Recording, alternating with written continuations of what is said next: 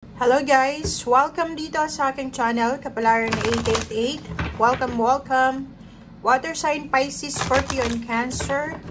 Alamin natin ang daily tarot reading nyo. So, welcome kayo dito sa aking channel. Water sign Pisces, Scorpio, and Cancer. Pasensya na, ngayon lang tayo bumalik dito sa ating channel. So, I hope na patuloy nyo pa rin supportahan ang ating channel. Paki-like and share, paki-subscribe, paki-press ang notification bell button doon sa mga bagong subscribers. And wag niyo kakalimutan na gamitin ang iyong intuition sa panonood. Okay? So, water sign Pisces, Scorpio, and Cancer.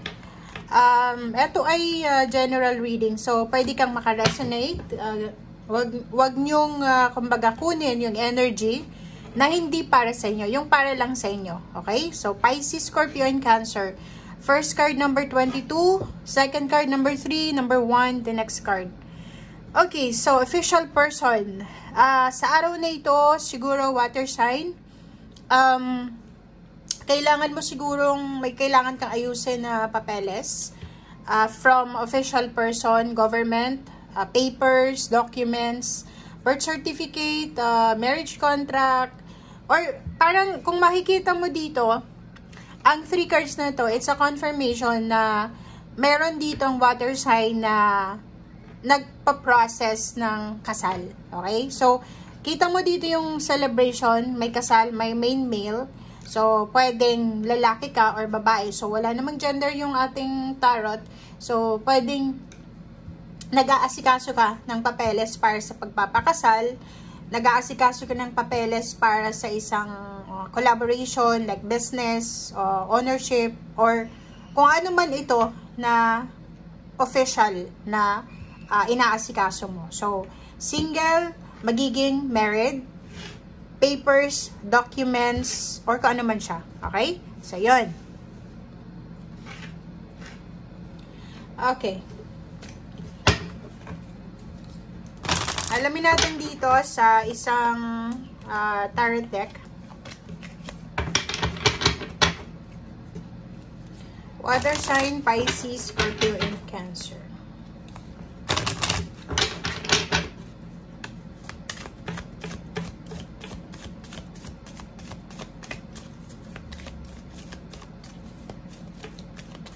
Okay.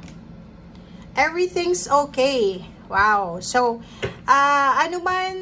kung ano man ang iyong nararamdaman, worries, fear, or anything na nagbibigay sa'yo ng pag-aalala, everything's okay. Okay? Sa araw na ito, sinasabi ng bara sa'yo na don't worry. It's all working out in a beautiful way. So, may mga concern ka sa buhay, may mga pag-aalala, may mga hinanakit, meron kang mga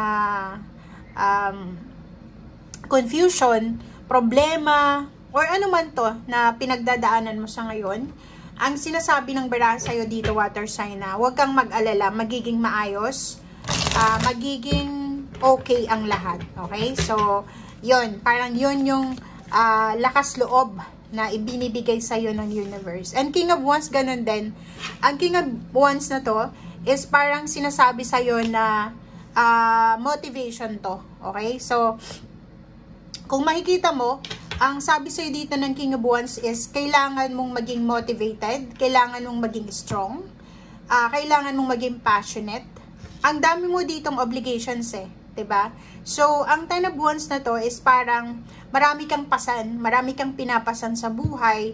It's either family, work, career, relationship, or kung ano pa man siya. Obligations.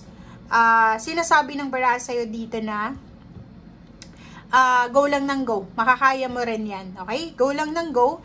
And etong Ten of Wands na to is parang sinasabi sa'yo na mabigat sa ngayon. Diba? Mabigat. May mabigat kang pinagdadaanan or pwedeng sobra-sobra yung sama ng loob mo. Pain, heartaches, or yun nga, worries. Paki-comment sa comment section yung mga water sign dito na maraming pinagdadaanan kayong mga problema sa buhay. Okay? And number 13, the Lord of Shadows. Nakikita ko sa'yo dito na siguro meron ka na pinagdadaanan ngayon na parang kailangan mo siyang i-let go. Diba? So, wala kang control sa situation na to. So, kailangan mo siyang i-let go. Ang Ten of Wands na to is sinasabi na ginagawa mo yung best mo eh. Ginagawa mo naman yung solusyon or hinahanap mo yung solusyon sa kung ano man itong pinagdadaanan mo. But, minsan, kailangan mong i-let go siya.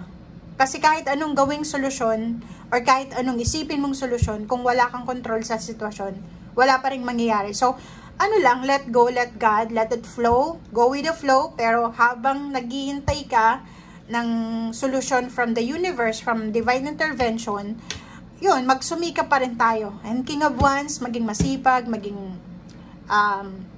motivated, maging strong, courageous, or kaano pa man. Okay? Okay. Okay, so nakikita natin dito, may Queen of Swords. May iba sa inyo dyan na may water sign na ang focus nyo talaga is yung partnership. Okay? May partnership dito tungkol sa pag-aasawa to. Yun.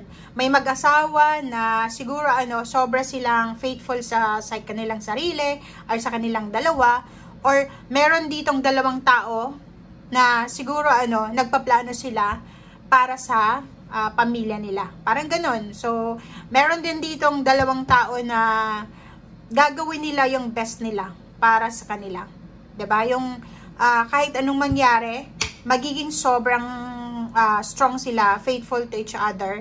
Kasi yun yung focus nila eh. Okay? So, ano man itong collaboration, mapa-business sa collaboration man siya, negosyo, career, teamwork, pag-aasawa, pamilya. Ang nakikita natin dito guys, ito yung King of Cups. Ano man itong plano nyo, ano man itong resolution na itong ginagawa nyo sa ngayon, may bibigay talaga to sa inyo, kung ano man itong hinahangad nyo. So, if ever nawawalan ka ng pag-asa, nawawalan ka ng motivation, wag kang mawalan kasi ang King of Cups nagsasabi sa'yo na parating na. Kung hindi kalmado ngayon yung situation mo, like madilim yung paligid eh. Madilim yung situation eh. Parang hindi mo nakikita yung tamang direksyon, hindi mo nakikita yung tamang sagot, or hindi mo nakikita kung ano yung solusyon. Sa ngayon lang yan. Madilim lang yan sa ngayon. Pero, ang endings na sinasabi dito ng King of Cups is magiging tahimik ulit, magiging kalmado ulit, magiging, yun nga, everything's okay. So, wag kang mag-alala, lahat ibibigay sa'yo ng universe. Kumalma ka, habang tinatrabaho mo kung ano itong tinatrabaho mo sa ngayon, kalma lang. Kasi meron ditong selebrasyon na parating. May selebrasyon, may new beginnings, may lahat na pwedeng magsimula sa buhay mo na kumbaga resulta ito ng kung anong nangyayari sa buhay mo sa ngayon. Okay? So, isipin mo na kung ano man itong pinagdadaanan mo, lahat ng tao dumadaan sa pagsubok, lahat ng tao dumadaan sa trials. May error and trial and errors, diba? So, hanggat hindi tayo natututo, hindi tayo makakaalas dyan sa situation na yan. So, ang baraha mo is nagsasabi na hindi mo deserve kung ano man ang pinagdadaanan mo sa ngayon na problema, pero ang positive naman dito is marami kang matututunan, and at the same time, bagong bagong buhay yung ibibigay sa'yo. Pag nakalabas ka dito sa situation na to, bagong water sign, Pisces, Scorpion, Cancer ang makikita ng mga tao sa'yo. Okay? So, thank you guys and see you again. Bye!